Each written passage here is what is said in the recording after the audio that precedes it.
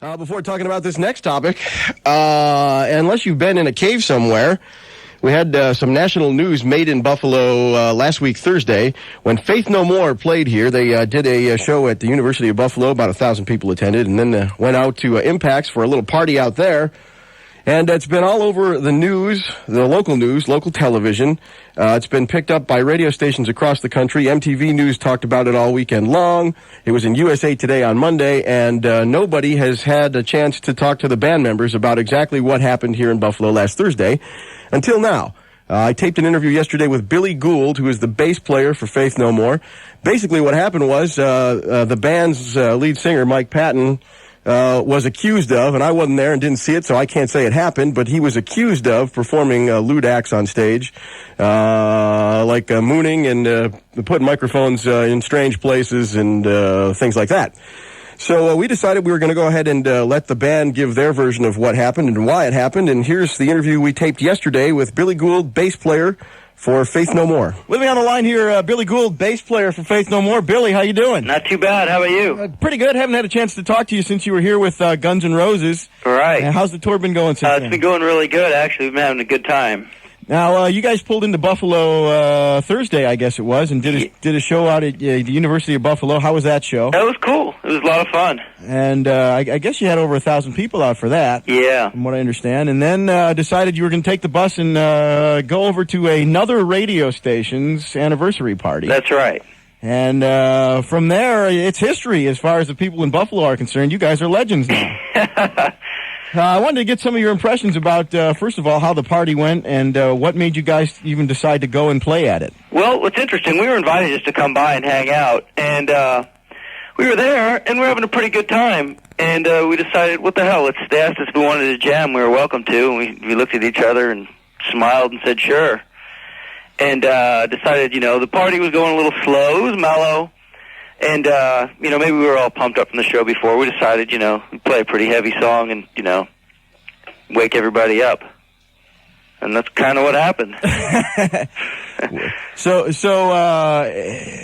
none of what happened was necessarily premeditated then? No, it was, what happened really is, we had as much fun as we could. I think most people actually had a lot of fun. Uh-huh. It's really funny. I've been hearing things about, how people have complained. I would bet the people that complain, there's probably about 5 of them.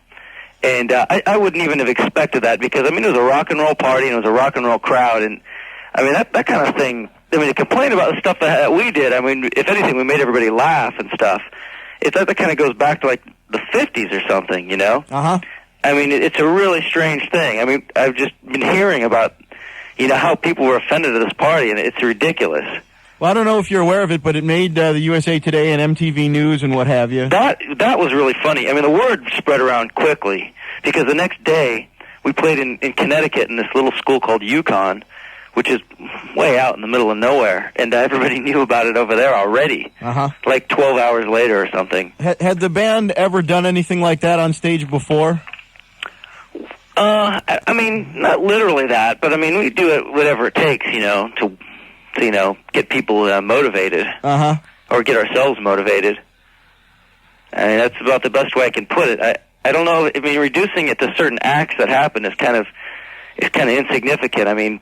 Basically, everybody was just sitting around being dull, and we decided to, have a good time. That's basically it. We'll do whatever it takes to do that. We're talking with Billy Gould, bass player for Faith No More. Have you guys been threatened with any kind of legal action or anything as a result of this? I don't know why we would.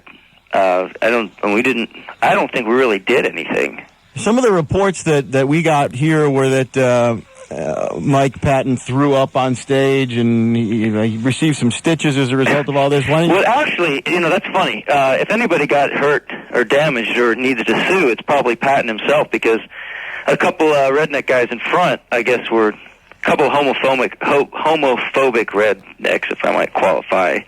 I guess they got a little bit scared or something, and they started throwing bottles at his head.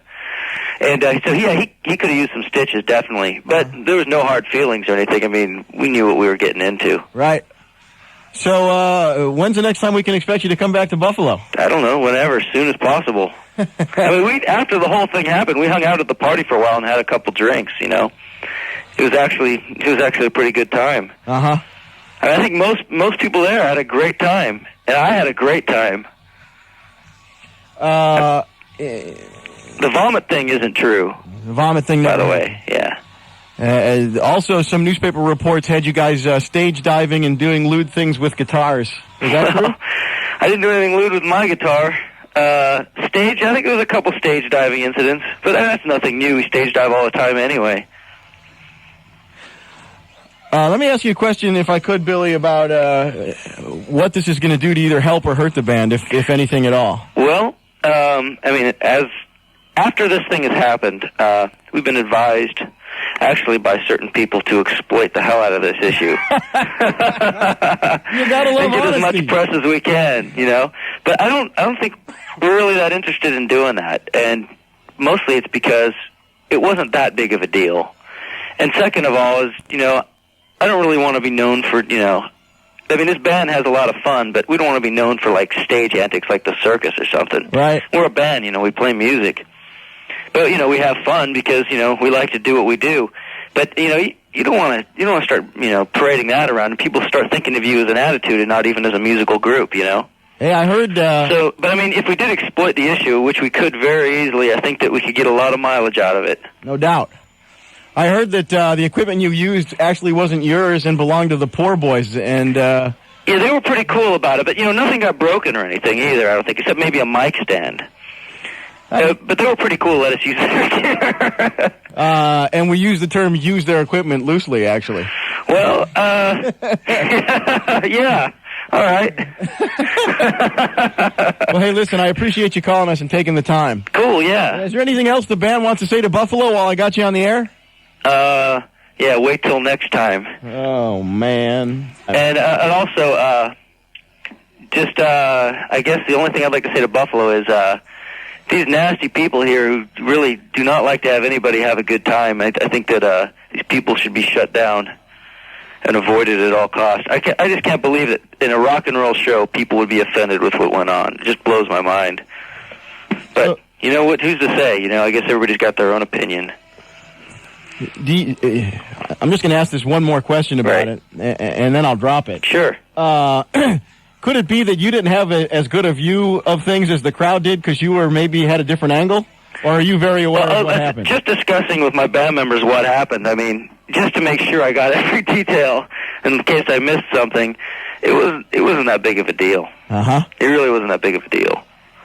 Okay. But it was that night. I think people, you know, it was a really mellow evening, and I think the biggest thing of all was that it was mellow, and then we kind of came on, and it wasn't so mellow anymore. It kind of just was like, you know, hot water in the face, you know? Uh-huh. Not literally. But and also I send my regards to the owner of the bar who's having problems from this. I think it's really ridiculous. And, I mean, if he needs any help or something, you know, I'd be happy to give him some. So you guys are saying you'll come and play a show for him if he's out of a job? Jesus. Well, that's a hard thing to discuss by myself, but, you know, it really sucks, you know, to have that kind of trouble for something stupid like that and insignificant. I agree with you. I think people should really have a lot more fun out of life and not worry about things so much. Billy, I appreciate you taking the time. Thanks a lot. Thanks a lot. Billy Gould, the bass player for Faith No More, with his interpretations of what happened making national news in Buffalo here last Thursday. Don't go anywhere, because coming up we've got exclusive Def Leppard new material not released on the new CD. It's a live